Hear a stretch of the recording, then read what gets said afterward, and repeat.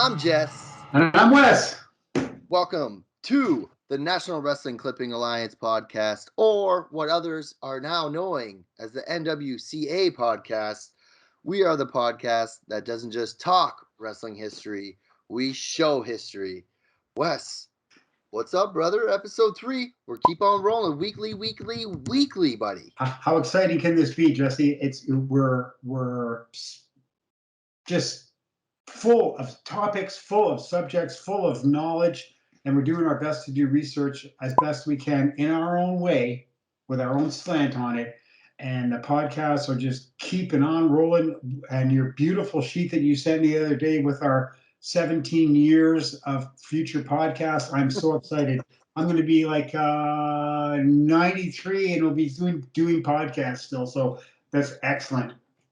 Well, how excited are you?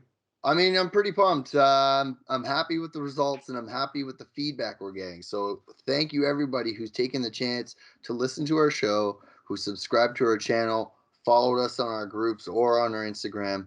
We really appreciate it. I see you got a fancy new shirt on. Yeah, I got a Hoppin' for Yaupon shirt. So we have to make sure that we talk about the Dropkick Yaupon a little later on in the show. Yeah. Speaking of that shirt, I want to bring up that the NWCA podcast is sponsored by Grand River Tea. Grand River Tea is a Canadian company by a Canadian woman entrepreneur that provides premium loose leaf teas. Now, the listeners of our show can save 10% off their final purchases. You, the listeners, must use the code NWCA at checkout. You can save on herbal and fruit teas, organic teas, black teas, and many others. Just head over to grandrivertea.ca. Search their wide variety of premium loose leaf teas. Use our code NWCA at checkout. Save money while staying healthy. Wes, show that bag again, just in case they didn't see it, because obviously you used it. Yep, that's what I'm having right now. Yaupon is the only naturally, well, we can talk about it right now. Well, we got it on the screen. Yeah, of course, obviously. The only naturally caffeinated plant grown in North America, sourced from Texas and Florida. I think Grand River Tea gets it from Texas. And it's organic, natural, no GMO, no nothing. The only thing that touches it is rain and sun. You can rebrew it up to 3 times. You can never overbrew it. It's just a fantastic product. And Grand River Tea is one of the only people who's selling it in Canada. 10% discount with NWCA at checkout. Correct. Yep. I'm a black tea fan, so the black breakfast tea that they have, that was a bomb one. I love that one. But I didn't use sugar. I used a little honey and milk. Boom, dynamite. What else is dynamite? The show today, bud. Whew. Exactly. January 12th, 1970, Fort Worth, Texas. Yeah. Canadian Gene Kiniski versus Johnny Valentine. Buddy, our Canadian in the main event in Fort Worth, Texas. Our main man, Mr. Big Thunder, Canada's greatest athlete, Gene Kiniski. And I was going to tape, I should have done that. I was going to tape one of his interviews, but actually, I guess I could have taped it on my phone. I'm just so old school, Jesse. I'm thinking about, I got to tape stuff on my cassette recorder. Yeah. Whatever. So what a cassette is, it's like this big, and it's 1987 technology. Right from the 50s to the 80s, yeah. But yeah, his interviews were so awesome. He could sell anything to anybody. Great guy, great Canadian champion for sure. One of the best Canadian champions, NWA champions. Yep. You know what I mean? He was huge in Vancouver. This is, although this card is stacked, let's, again, like, for everybody that's listening, we always like to set the scene and talk about what's going on in the world of wrestling. So the last 2 episodes was 1983 and then 1988. So now we're going even further back, right?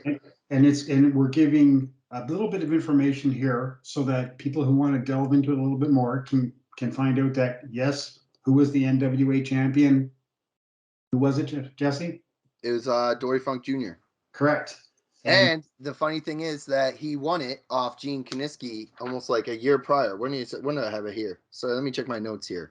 Yep. It says February 11th. Yeah, February 11th, 69. Yep. Sorry, I need new glasses, obviously. But yeah, so It's funny because he loses the title, and then the card that we're going to talk about, and we'll get into this later, is for a title shot. Yep.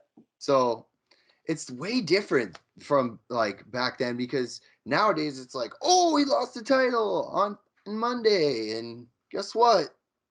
On the pay-per-view, he won it back 3 weeks later, and people are like, oh, I'm a 9-time champion. You won the title 5 times in 7 weeks. Like, Exactly. And we know that there was phantom changes back then. Mm-hmm. There was no phantom changes when it came to big titles. There was never. Oh, no. Because Dory Funk is ridiculous. Like, Dory Funk Jr. has a lot of stories here in Ontario and Toronto, too. Yep. Wow. His old man wrestled for Larry Kozabowski up in Northland's promotion in North Bay and Sudbury in the 50s. So these Dory and Terry probably traveled to Ontario before they were even wrestlers, which is kind of cool. Yeah. Just so everybody knows, I showed the Terry Justice book last week. So today we're gonna be going through the Terry Justice Book of the Year 1970. A couple Canadians on the front cover. Yeah, you know who this boy is, Whipper Watson. Yep. And who's the other guy? Hans Schmidt, guy from Quebec. Boom. Dynamite. See that? 2 Canadians on a 1970 issue of Terry Justice. Eat it. January 7th, 1970, Dory Funk was facing Dusty Rhodes. And if you can see that, there's the clipping right there. Yeah. So just to give a little perspective of where he was at this moment in time. At the time, the NWA World Heavyweight Champion was the biggest deal in the world. Bar none. No doubt about it. Like the WWF was big. Bruno was big at the time in like 7 states. AWA was big in like 6 or 7 states and maybe part of Manitoba. But the NWA champion wrestled everywhere. They wrestled all across the United States and Canada, England, Japan, mostly Germany, Australia. These guys really took it must have been such a hard life being the NWA champion back then, when there was no internet, no booking, everything was on phones and like my telegrams and whatever. Jeez. Made more things more believable though. Anyways. Definitely. The NWA International Tag Team Champions were Giant Baba and Antonio Inoki. So remember, we're talking about January 12th. So as of January 12th, 1970, 2 Japanese legends, bro. Giant Baba and Antonio Inoki both started promotions in Japan. Yeah, definitely 2 big stars who were the biggest of stars at this time. They were the biggest stars in Japan.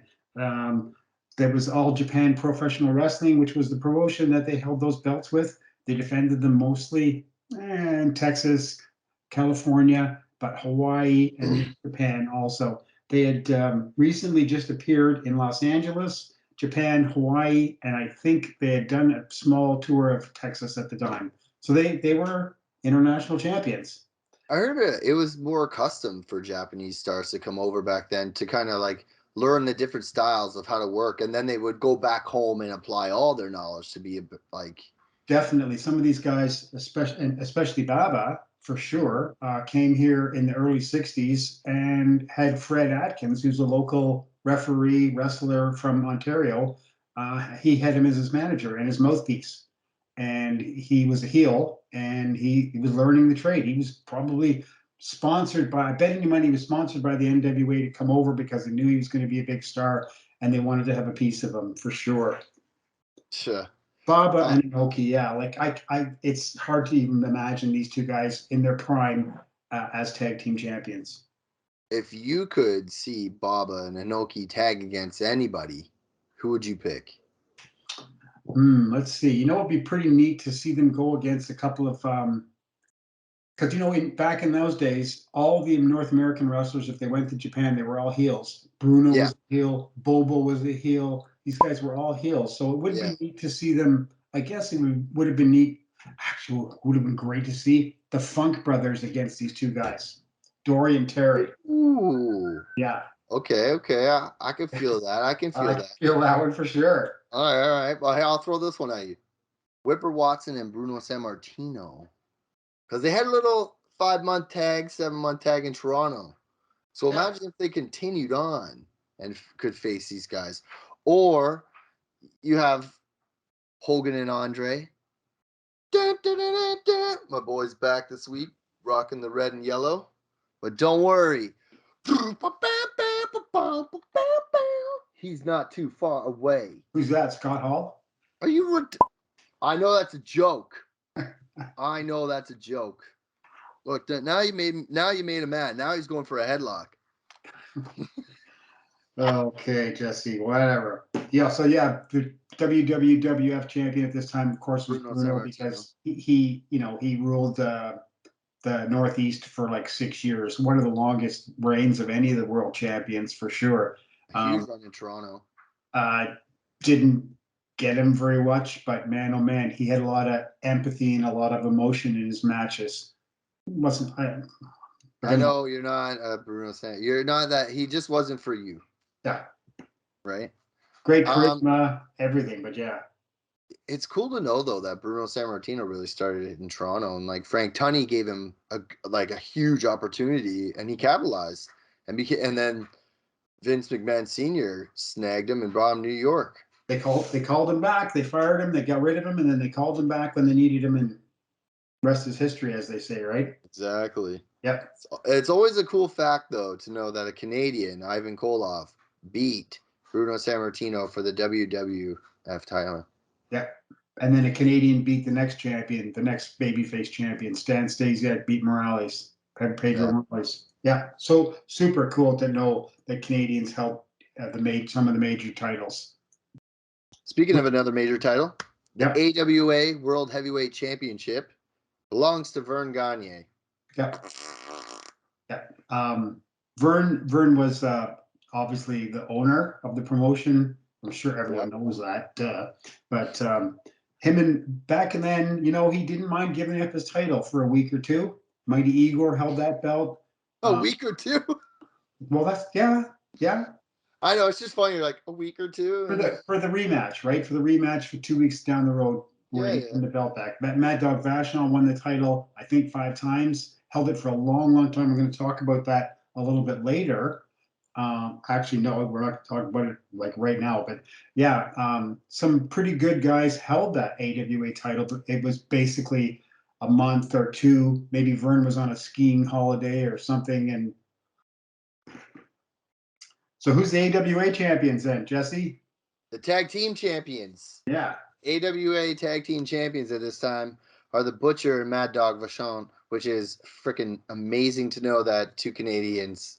It just shows that this country has been pouring professional wrestling talent since like the 30s, even longer. If you want to go back to the Carney days, it's been fantastic, and some of these guys were crazy champions. Like the Vachons held the tag team belts in the AWA from January 1969 to May 1971. So over just about 2.5 years. That's 29 months they held the AWA Tag Team Championship belts. And that's going up against guys like Crusher and the Bruiser, Red Lions and Red Basking, a whole bunch of other guys that were top. Red Lions, of course, another Canadian. It was Canadians everywhere in all the major leagues, right?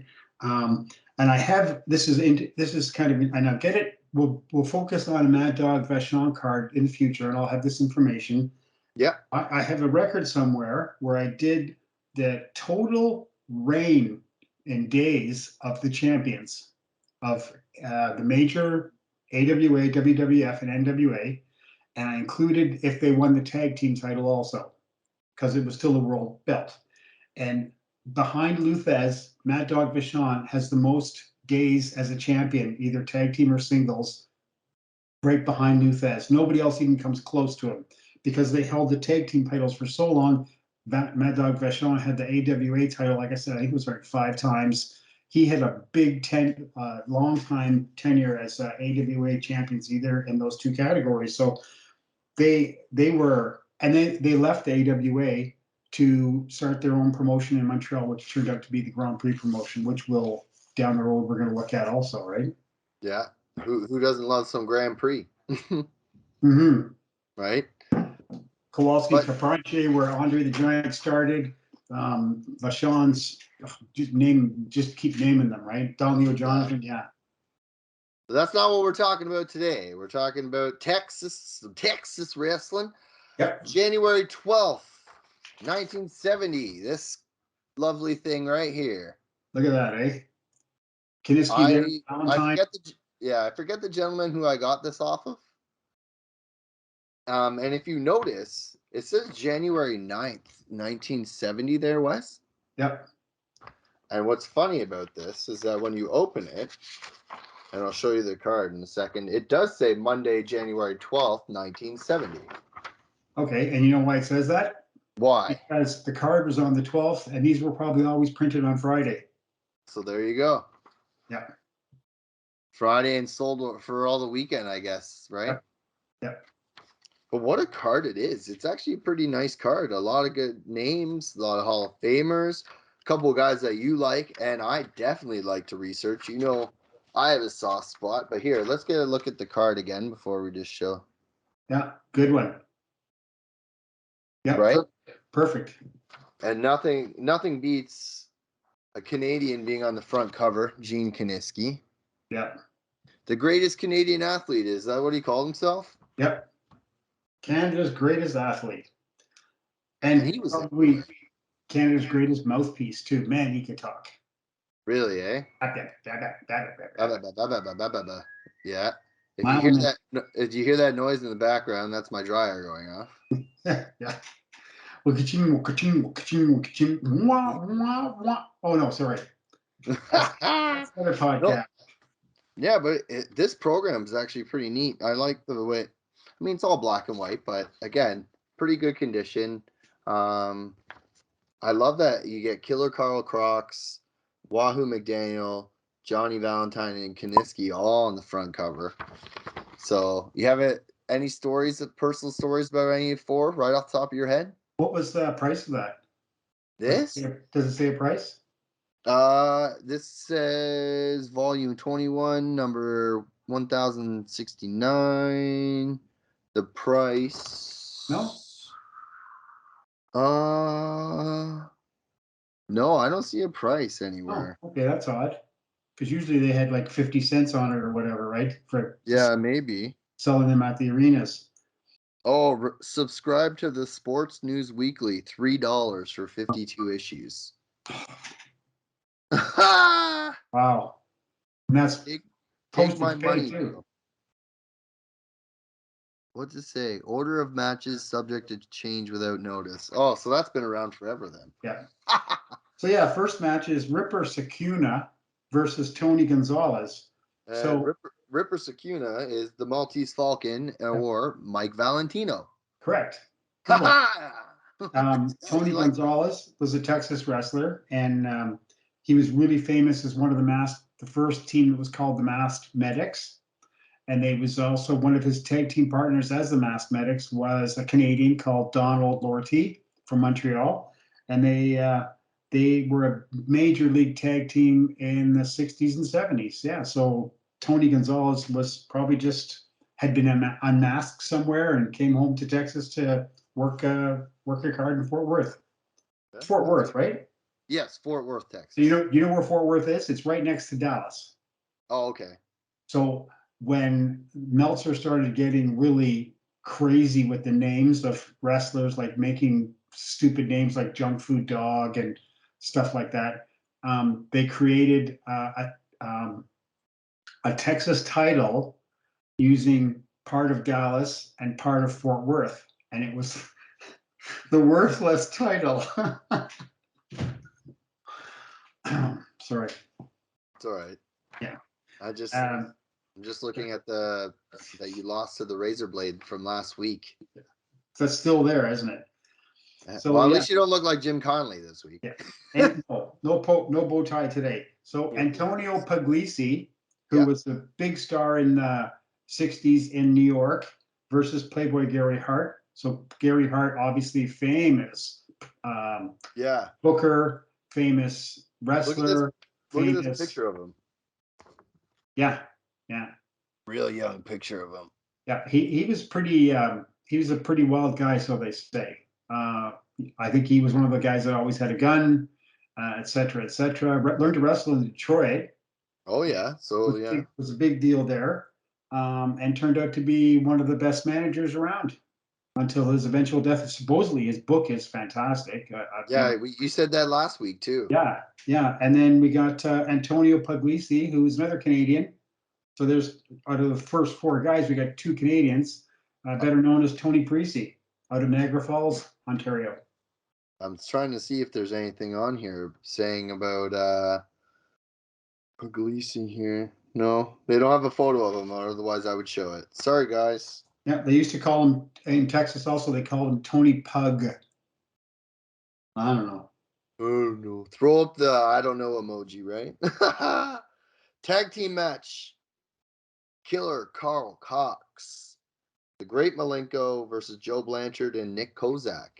Yeah. Now I know the Great Malenko is WCW/WWE star Dean Malenko's dad. Yep, and Joe Malenko too. Yeah, and Joe Malenko, yeah. Yeah, so Killer Carl Cox, another guy who worked for a long time, he had a funny first name or a funny last name. His name was Herb Gerwig, which was obviously that's why he changed his name. He had been around for a long time. I don't even think I ever saw him on TV. Even he wasn't in these parts that much. He worked in Detroit a little bit, but I never saw him. And Malenko, of course, we never saw him up here because. He worked in the New York area in the early 60s, but he stayed mostly in Florida and Texas. Didn't really travel anywhere else. I think he was part of the training corps in the 60s in the Tampa promotion. Oh, okay. So he was one of the guys that was one of the go-to guys there. Part of the promotion, sort of, right? The next two guys, Joe Blanchard and Nick Kozak, both. Kozak's Canadian, no? I'm pretty sure, yes. Edmonton, I think. Vancouver. Vancouver, I found on the internet. Yeah. But who knows now? You can right. No, yeah, I know they're Canadian. I just can't remember him and his brother. His brother's name was Joe, I think. I can't remember what his brother's name was, but Nick. Both of these guys, Blanchard and Kozak, both ended up being promoters in Texas. Oh wow! And Blanchard, of course, had Southwest Championship Wrestling in the '80s, and that's where he groomed his son Tully. Ah. You know Tully? You ever heard of Tully Blanchard? Oh, I think the name rings a bell. Is that the manager that on AEW on TSN? Yeah, that's what he's doing now. Yeah, you don't even know. Yeah, exactly. That's actually what he is doing now, though. Yeah, I know. I do know that. That's why I said it. Well, I don't know. Sometimes you're like, I don't have TV, so that's so funny, man. What? I didn't know the Joe Blanchard though. That was Tully Blanchard's dad. I didn't know that. But it's funny that Killer Carl Cox and there's Killer Carl Krupp too, right? Yeah. So a lot of the same name, I guess. And I guess back in the 1970, someone going by the name with the initials KKK was kind of a big deal. Yeah, especially in Texas, buddy. Yeah. Here's some pictures here of Joe Blanchard, Nick Kozak, and Great Malenko from the program. I'll get it. Okay, Nick Kozak, good-looking guy. Yep, up a little bit more now. Blanchard, and then up a little more. And we see Malenko, and then up a little more, we see... Spoiler, I think, number one. Yep, another guy who might or might not be Canadian, but we don't know who it is because it's got a mask. Yeah, and then you got Dick Raines, the referee, on the bottom corner there. Yep. Yeah, it's funny here. It says, where is this? No, they don't really talk about that. I still don't see a price. Now you're going to drive me insane with that price. 1 year is $3, it says. It's crazy. And it was probably mailed to your house, Jesse. You got it in yeah. week. Oh, no, I didn't pay no $1 for that. I'll tell you that. Postage was 4 cents or something, right? The next match is kind of interesting. Kind of, yeah. Wahoo McDaniel. We all know and love. Yeah, and versus the spoiler number one. Now, like, what's with this? Like, bro, what drives me nuts when I research it, it's like spoiler number 1, number 2, number 3, the Mass Yankees number 3, 4, 7. Like it's like Tiger Mask number 1, Tiger Mask number 2, Tiger Mask number 3, Tiger Mask number 4. It's like, oh my god, Tiger Mask Jr. or something, right? dude. So, So who's the spoiler number 1? this guy is another Canadian, Okay. Don Jardine, who was a spoiler basically his whole life. Wrestled under the mask, was a fantastic star. One of the first few guys to walk along the ropes, right? Like the Undertaker. He was good. He was really good. Okay. Him and Wahoo probably had. They would have had a main event match anytime, anywhere. But we're looking at the two guys in the main event. We're such awesome superstars that they put these two guys to shame. Wahoo and Don Jardine probably had a great match. I'm sure they did, because both guys could work. Both guys were tough, rough. Oh yeah. Knew how to throw them in there. But then also we're talking about someone else in the main event who was known as just absolutely brutal in the ring. Potato City, right? Yeah. Here's a cool thing here. It says Wahoo McDaniel aims big guns at foe. Spoiler threatens country whipping. So let's right there in the middle there. Yeah. I'll read a little bit from it. Go ahead. A whale of a match will presented in the semifinals next Monday night at the Northside Coliseum with Chief Wahoo McDaniel facing spoiler number 1. Here's a quote. Spoiler. Oh wow. Spoiler number 1 is another. What the fuck? Okay. Spoiler number 1 is another one of those fellows who dislikes football or acts that way to rile Wahoo. Yeah, because Wahoo played in the NFL, right? Or is it CFL? NFL. Okay. This guy McDaniels decided that because he made a couple football teams that he was a great athlete, said the spoiler. The thing about it is that it takes no intelligence to play football, but you have to be smart in a lot of ways to be a top-notch wrestler. I am going to convince this Wahoo that it's time for him to go back to football. That's funny. Spoiler continued. I believe that just one good country whipping will convince this fellow that he is following in the wrong profession. It's that kind of whipping that I am going to give McDaniel next Monday night. If this threat frightened Wahoo, it wasn't noticeable in his reaction. Oh, God. Here we go. I am just really glad that the big lug said what he did, Wahoo said.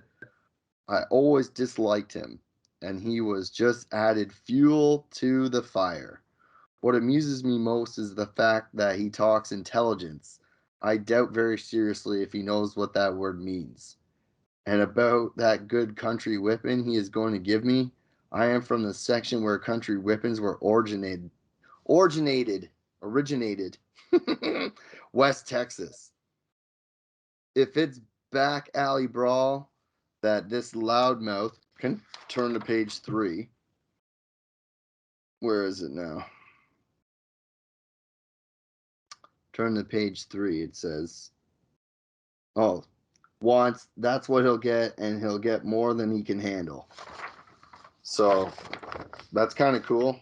One of the things about the spoiler was that he did do intelligent interviews because he was smart. So it was he was one of those heels that used instead of screaming or acting like a lunatic, he used big words and his brains to get himself over. So I know these guys didn't say this stuff, but they worked both of their gimmicks into the program to help. Well, they had to back then, right? You didn't break character back then. Of course, yeah. It's just not what you did. You don't do that. If you didn't catch any of the thing we showed, I want to take a time and just remind everybody that we do show everything again in the credits. Yes. So if you miss anything, don't worry. We're going to show it all at the end again. Yep. And everybody can take a good look. Yeah, it's that time, my friend. I can't believe we're already here. Tell us all about it, Jesse. Uh, uh, Gene Kiniski versus Johnny Valentine. 1 hour time limit. Winner gets a shot at Dory Funk Jr. yeah. Now, we all know I'm a bit of a Valentine fan. So hold on. I got a couple things I dug out of my Fanzine magazine here. So I look back at Johnny Valentine by David Williamson. So Okay, shout cool. out to. So isn't that funny that we have group members' works here? Yes. Nice. I've never seen that before. No, No, I'll hold that's it up for a second. So that's look at cool. that picture of him, Just he was a rock. He was and a rock. he was a wrestler, Yeah. right? But it's just full of clippings and everything of Okay. like where he was, where he's been, kind of it almost like a tribute to him. Yep. So yeah, shout out to David Williamson, who is a big part of our NWCA Facebook group. Definitely. I also have this, dude. Major league contributor. Yeah, huge contributor, huge. I also have this too. So shout out to Evan Ginsberg because this is his little fanzine that he used to do. Yep. Over 20 years, he said he used to do this or something like that. I remember he said, I think I have one. And lo and behold, when I was looking for Johnny Valentine stuff, Nice. now this came out in 2001 when he passed away, right? Yeah. So I've got a couple of his brochure fanzines, but I think maybe one or two only. I'd love to get some more of them. Great, yeah, great packs full of information. yeah. So shout out to those two group members and thank you for always posting and contributing and keeping history alive. That's Yes. what our. But I find it funny that they're in our Facebook groups and I have some of their stuff and like I have some of Terry's stuff and your stuff and it's just like everything's coming together. It's the community is so awesome. Together, Wes. Together. So I got a couple of pictures here to show. These Yeah, are let's get not into my Gene pictures. Kiniski. Pardon me? I said, let's get into Gene. Okay, so these are not my pictures, but I own these pictures. I bought them. These are from, I think they're from Toronto's Maple Leaf Gardens, and it's Gene Kiniski versus the Chic. And you can see, This the one sideways. You got to tilt it like this. sorry, there we No, go. that's all right. So that's a couple really cool pictures, and these will be posted up after the fact. Yep. I do have a pretty cool magazine here. This is a copy of the first Wrestler magazine from 1966, October 1966. And then at the bottom there, we can see who's going to take my title. Nobody's going to take my title except Dory Funk Jr. in 3.5 years. Which is pretty funny that we're talking about that now, right? It's like we literally just brought that up that he lost the title February 11th. And then I've got this gem too, which is this magazine was fantastic. This is a great magazine. Antonio Rocca. Yep, Rocca on the front, but they also included color centerfold pictures. And this one just happens to be Mr. Valentine himself in all his color splendor. In these magazines, I've sold these before on eBay like years and years ago. They were selling for a ton if they had the fold out, but if they didn't have the picture, they were like going for next to nothing. So this is summer of 1961. So that's quite a while ago too. But yeah, those pictures will all be up on our after the podcast is over and interspersed with your things that you've shown already too. So let's talk about Mean Gene or Big Thunder, and I think probably known as the most wrestler toughest guy in town, Johnny Valentine. Just I know you love research on John Valentine. I do. I do have some of his work here. He was everywhere in Ontario, major star. If I just whip open my pages here to the Toronto section, and he huge star in the 60s. Remember the plane accident happened in the 70s. I do track a lot of people. Where he is in this book, I'm not too sure, but I do track Johnny Valentine. I think it's amazing. One thing I do like about it is that it's like Johnny Valentine, Greg the Hammer Valentine, and they were both kind of similar. Like Greg always said, "Hey, I'm a wrestler. Like, that's my gimmick. Yep. Well, man, I've seen a video of Johnny Valentine calling on a guy and physically taking the shots to the face to try to draw blood. And I heard that he was a fantastic ribber. Yeah, I heard he was a terrible, terrible ribber. You use the word fantastic. I have a problem with those pranks because some of them are just downright. Well, some of them are a Yeah. little far-fetched, but you know. Valentine was now I got to see him on TV. I never saw him live. I got to see him on TV probably for years in Southern Ontario. Yeah. He was big. He was way taller than Greg. Greg was maybe, I don't know, 5'11". Johnny Valentine was probably 6'2", maybe 6'3". He just exuded terror. He wasn't like a crazy man, and he went both ways. He could be a face, and he switched like 1,000 times. But yeah, he just evoked that emotion of like, come on, come on, come on, give me one, because I'm going to give you 17 more back, and you're not even going to be able to walk. And the stories are that he was like, he pounded them in there, man. He pounded them in there. His elbow smash looked so devastating. When he on TV jobber matches, which I can remember, he looked like he absolutely killed the guys, just killed them. Yeah. Not to mention Johnny Valentine, when I say he was a huge star in Ontario, I mean, he tagged with Bulldog Brower, and they were the biggest heels. They went against Whipper, San Martino. They went against Whipper, and I think Elio DiPaolo, I'm sure. Yep. You know what I mean? Even probably like anybody. Those were the guys to go against.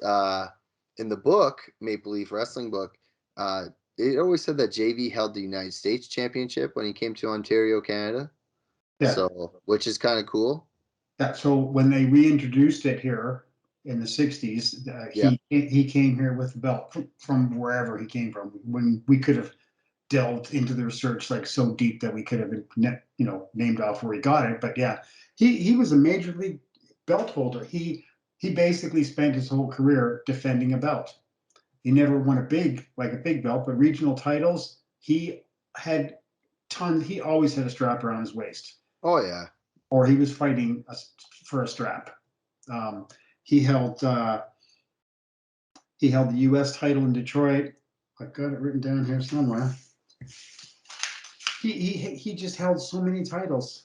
He worked in Detroit, Toronto, Buffalo, Texas, Florida, and that was all at the same time. I think that I sent you a piece of paper that I did some research on when I was 15 years old or something, from some sort of a fanzine book, and I listed a bunch of dates that guys had wrestled, and there was a Chief J Strongbow list, and there was a Johnny Valentine list, and it's like in the month of February, he worked like Buffalo, Toronto, Montreal, Texas, Florida, Detroit, Toronto, Montreal.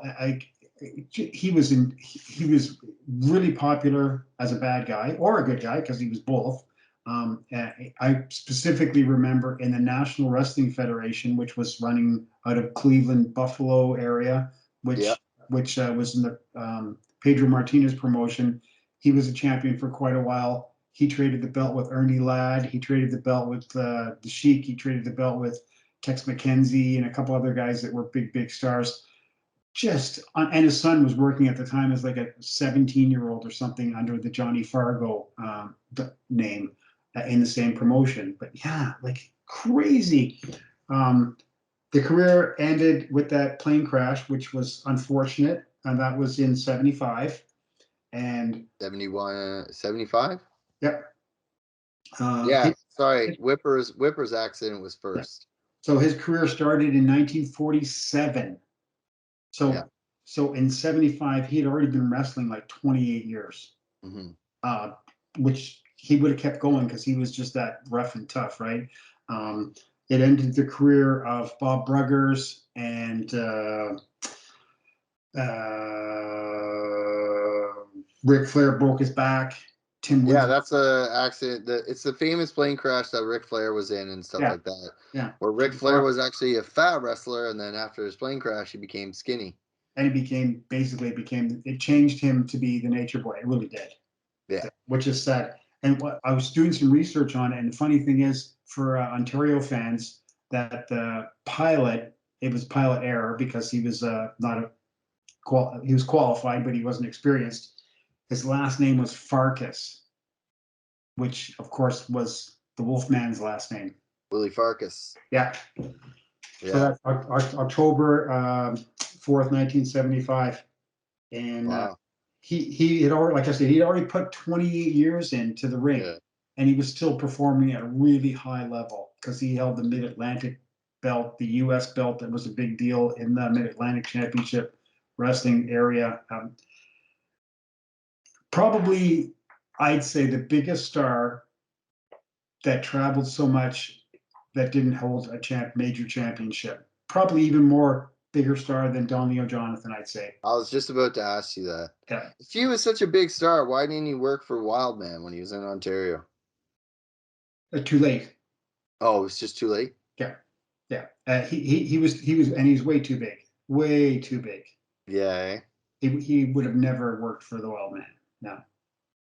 Well, you never know. Right? He worked Montreal, he worked Detroit. It's like he was everywhere. And I've seen some footage of him wrestling in Texas against Bull Curry. Oh, man. Like Bull Curry was 1,000 years old at the time, right? And these two guys, and Bull Curry was the shrimp. He was like, Yeah, he wasn't big. 210 maybe, and he was like 5'8". And these guys were like, man, oh man, and it looked like it was all hard way too. The blood looked like it was all hard way, and these guys just pounding the what bejeebers out of each other, just for the entertainment of their fans, which blows me away, right? Yeah. That's what their job was, and they did a good bloody well job of it. And now it's like, and then you take that side, and then you go to the other side of Gene Kiniski, who's one, a Canadian legend, probably in the top 5 best Canadian professional wrestlers of all time. You can't even argue the fact. Yeah. I mean, when you look at it, Whipper Watson, I think, was the first Canadian to win the NWA championship. I don't know. I'm pretty sure. Yes. Yeah. Right. When he beat Luthez, right? Yeah. Right. So then, would Gene Kiniski, or would Gene Kiniski be the second one to win it? I think there was. Or was Yvonne Robert? Well, he didn't win a major league. He won an NWA title out of Boston, world title. So it wasn't the National Wrestling Alliance out of St. Louis title. I think a guy from Northern Ontario, Leo. It's not him. Someone else won the title too. But yeah, these two guys were the most famous guys to win the title, right? Kaniski, long career. And another guy who basically spent his whole career defending a belt, whether it was a tag team belt or a single strap. He held the Michigan strap, or not Michigan, but the Missouri title belt, which was always a precursor to either proving yourself that you could hold an NWA belt, or you were your next step up. Backlund had that title. Flair had that title. All these guys all held the Missouri Championship belt, which was out of St. Louis, right? Yeah. Cool thing to see here is right on the front headline, since these two are facing, right on the front headline, Kaniski and Valentine ready to fight. So a little thing here, we're going to post a picture up while I read this. With an eye on winning back, that's the key. I want to make sure everybody know, with an eye on winning back the world heavyweight title, that he only recently lost, which is technically true, a year, almost less than a year. Gene Kiniski will square off against rough and tough Johnny Valentine. J-O, look at this, Johnnnie. Okay. In the main event Monday at the Northside Coliseum. The winner of this match has been promised a chance at the world title match in the near future. Kaniski only recently lost the title to Dory Funk, who presently is the champion. Now, here's a funny little quote by our Canadian boy. Dory Funk defeated me strictly on a fluke, said Kaniski. I've been working hard to get a chance to get him in the ring again. This is my big opportunity, and believe me, I am going to be ready for Valentine. I know, as well as the next fellow, that Valentine is no pushover, Kaniski continued. I know that he is as rough as they come and will stop at nothing to win a bout. However, I can get pretty rugged myself, and I am going to come out of my corner ready for anything and everything. So it's already like, you know, that these people got their money's worth, man, for that. Oh, definitely, they got their money's worth at this card. Yeah, that would sell out anywhere. Oh, hell yeah, bro. Are you kidding me? People who want to see two guys punch the living bejeebas out of each other, that's definitely something they would be looking at. And some of the matches that we're going to be talking about and some of the cards, they Yeah. just they blow my mind. I can't even imagine what they do to your mind, because like I was lucky enough to see some of these guys, even if it was just on TV. You're only going on reputation and what you read and what other people tell you, and he's like, well, Kaniski was like one of the biggest stars. Valentine was one of the biggest stars. Like these two guys were headlining in Dallas and Texas, and like, holy smokes, it must have been a treat for the fans down there for sure. Oh, yeah. Well, that's the card, buddy. Again, I'll show the card once more real quick. Everything in red, I'm guessing, is the winners. Yeah, I'm sure it is. Yes. But it shows Johnny Valentine won, which is funny. Yeah. Because let's talk about the fallout. So, Wes, before we talk about where everybody went and everything, let's hear your thing, man. I love hearing the Canadian guys on the card and the former world champions. And So we look at we try to do this every time, and it's just something that we do. It's our focus with our Facebook pages, which are the Wildman Tribute page and Ontario Wrestling Clippings of the Past, and the National Wrestling Clippings Alliance Facebook page also. So we'll be posting all this stuff up. I posted some Gene Kiniski love just the other day, so that's going to be up and looking at. We're going to look at it, see some clippings from Gene Kiniski when he wrestled in the WWF as a headliner also. So yeah, Kaniski was actually the only guy who held a world championship belt on this card, which is weird because usually we have 2 or 3 or sometimes even more. yeah. But he just didn't hold the NWA belt. No. He held the AWA belt. He held the WWA belt, the NWA belt, and various minor titles, including BC, which he was part owner of the promotion in British Columbia in the 60s and the 70s, late 60s and to the mid 70s. Tag team title belts, single belts. He had 17 reigns in BC as a champion, 17 reigns. I mean, yes, he's part owner, but you know, these guys also have to know business that the owners can't hold on to the belt all the time. They can't be putting themselves out there first and foremost. The other people have to win sometimes too, right? Does everybody hear that, AEW fans? Anyways, go on. Yeah, the Missouri title, which, like I said, was a stepping stone to the NWA Championship. He held the NWA Championship from January 7th, 1966 to February 11th, 1969. So that's over 3 years. He probably made so much money traveling the world that he could buy the part of the promotion, and he was comfortable for the rest of his life. Brought his 2 sons into the business also. So yeah, guys who worked in this area with the Wild Man, who we always do look at. There's only 2 guys, Paglici and Sukuna. Sukuna, of course, was trained here in the same group as Waldo and Eric and Dave McKegney, the Wild Man. So Kaniski also was a fantastic interview, not just for wrestling, but he would come into town early. He knew all the sports writers back in the day. They had absolutely no problem interviewing him for an upcoming card. So he was promoting himself, promoting the business, promoting the whatever card wherever he was. He was a great promoter of himself, and he could back it up because he was action and skill and he was a tweener too. He could tween both ways. Yeah. And as NWA World Heavyweight Champion, you had to be a tweener. You had to go in somewhere where the biggest star at the time in Missouri or Minnesota or wherever was a face, and you had to heel. Like Luthez did, Whipper Watson probably had to sometimes. These guys all have to work both sides of the ring, right? Yeah, exactly. To show where Gene Kiniski went and wrap up the fallout of what he was doing. So the very next day, he was in Dallas. Let me move my hand. Let's get that. Yep. So he was in Dallas, where he teamed with Chief Wahoo McDaniel to face the Great Malenko and Johnny Valentine. Yeah. So Fort Worth, Texas, right, and then Dallas. So that makes sense.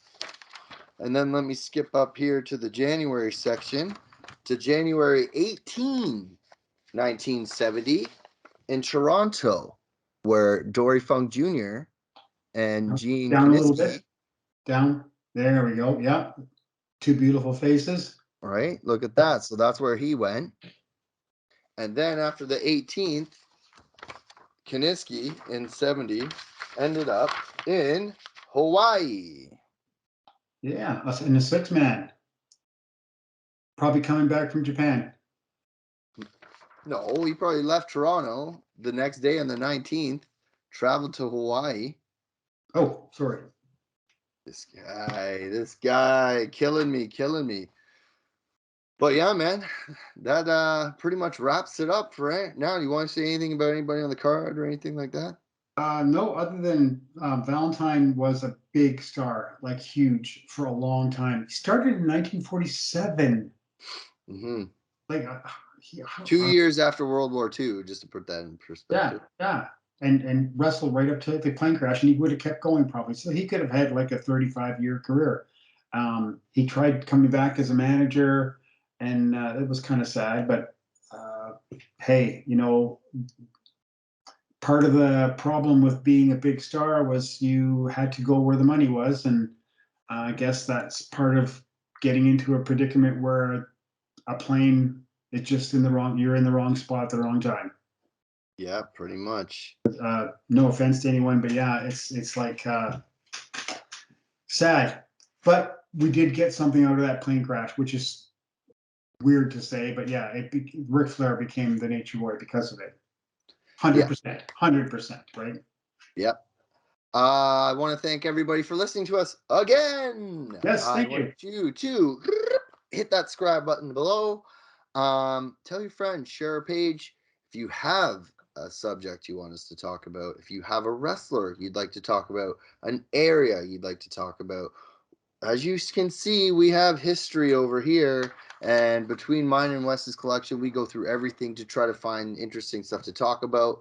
We have text messages coming in while I'm recording, and we have episodes planned up till August. But we like, I know we sat down and we went to August week by week. We are coming out with things. A lot's going on in Ontario right now with everything opening up, and we got wrestling shows coming. We got new promotion, New Frontiers coming out in Toronto. Wes, I don't know if you know this, but we just had a shout out from the Schwa Wars podcast here in Ontario. So thank you to Adam Barna and his team for shouting out our show. Appreciate it. We have ACW happening in Oshawa, a new promotion. Destiny's coming up. Hopefully Greektown Wrestling comes because we will be sponsoring that show when it comes. Yep. I want to thank Grand River Tea. Wes, take it away, Grand River Tea. Yeah, so we're looking at Yaupon today. Hopping for Yaupon. Hoping for Yaupon, whatever. It's called Yaupon. The only naturally caffeinated plant grown in North America. And Grand River Tea has it. I just happen to have this bag here because I had some tonight for the podcast. We're so excited to be putting another one in the books here. Let's say thank you. Like they said, like, subscribe, share, whatever, all the other things, all those really rich and famous podcasters say. We are rocking it, baby. It's so exciting. I love doing this. Jesse and I both really love doing this. We love presenting to you, and it's so much fun. And we definitely will be taken into consideration. If anybody wants to do anything in specific, we will consider it, and we can do our best to present another podcast. That's right, man. We're all here we do this for everybody, the learning and sharing and everything. It's awesome. If you want to email us, it's Wes and Jesse, NWCA at hotmail.com. Our Twitter is at official NWCA1.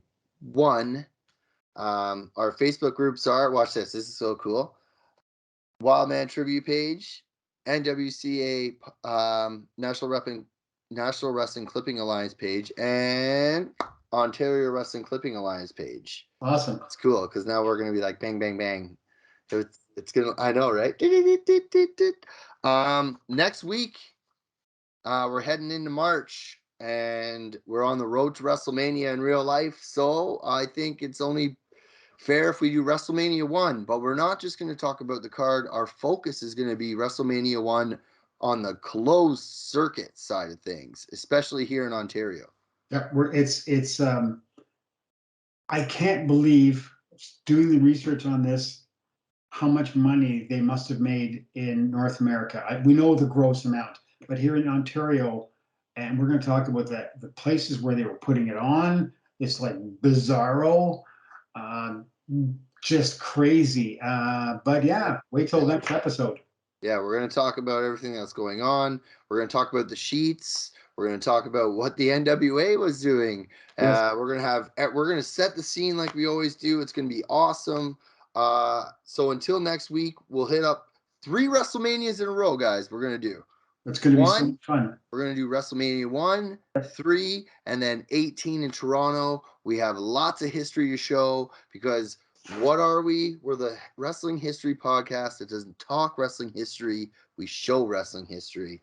With that, thank you to Grand River T. Thank you to our boy Johnny G for editing our show week after week. You're the man. Yes, Johnny. And until next time, I'm Jess. I'm Wes. And we'll see you guys next week. Thanks, guys. Have a good day. See ya.